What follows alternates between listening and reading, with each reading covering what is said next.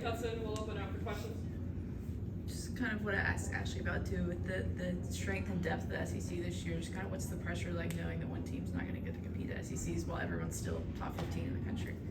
I think it definitely raises the pressure, but at the same time, it's also it fires everyone up because it's a privilege to compete with the best of the best. It makes the competition that much greater, and at the end of the day, that's why we do it. If everyone gets to just get all of that, it wouldn't mean anything. So it makes us work a little bit harder with the chip on our shoulder.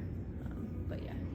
Coach talked about gaining experience and learning lessons. What are some of the biggest areas of growth for you and your teammates up to this point that you've noticed? I think I am realizing, especially as a senior, that first off, we're like so early into the season. We're 4 meets in, and with the team that we have this year, we're very young.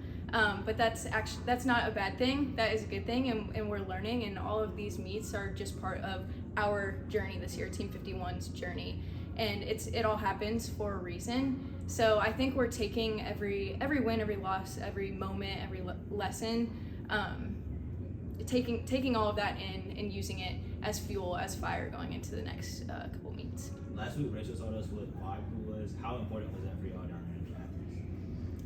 Oh yeah, Vibe Crew. I'm actually on Vibe Crew this week for LSU. It's really powerful because we have a group of 2 or 3 every week that kind of bring a theme of the week that we all buy into. This week is clear eyes, full hearts, can't lose. And so that's kind of what I want this team to embody going into this week, clarity and focus, and just compete with a full heart. And if we do that, no matter the outcome, we've already won. Is the Vibe Crew chosen by the coaches? Y'all vote on it as a team each week who gets to do it the next week? At the beginning of the year, the seniors kind of groups, it's like 2 to 3 people per meet, and so we just kind of, some people do it twice, some people do it 3 times, but we normally pick that. Last home meet, y'all had the highest attendance of any meet so far this season. How important is it to have a good crowd coming this Friday? Oh, it's so important. I mean, you see the final rotation on floor when the whole student section is standing, going crazy. That makes a difference. One, it helps us because all of you guys are cheering for us, and 2, it adds pressure to the other team to be in that kind of environment.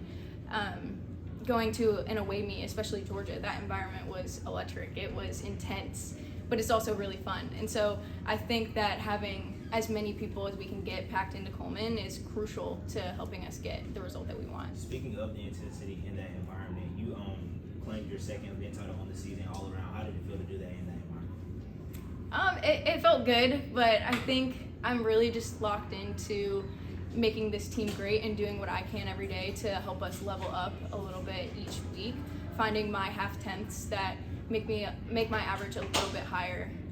So that's generally my focus each week. Back in 2023, you posted your career high 10 on balance beam against LSU. Can you talk a little bit about what it means to be able to step up to your competition and, being part of Vibe Crew, being able to bring up those underclassmen with you?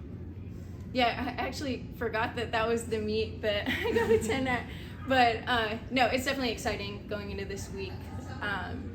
And then being a part of Vibe Crew, I love just being able to kind of give an inspiring message and something that I think that will help bring this team the success that we want, especially as a senior, as a leader on this team. I really just want to be able to be somebody that can guide and lead them and teach them as they are all learning, and so am I. So I'm excited for this week. A couple more.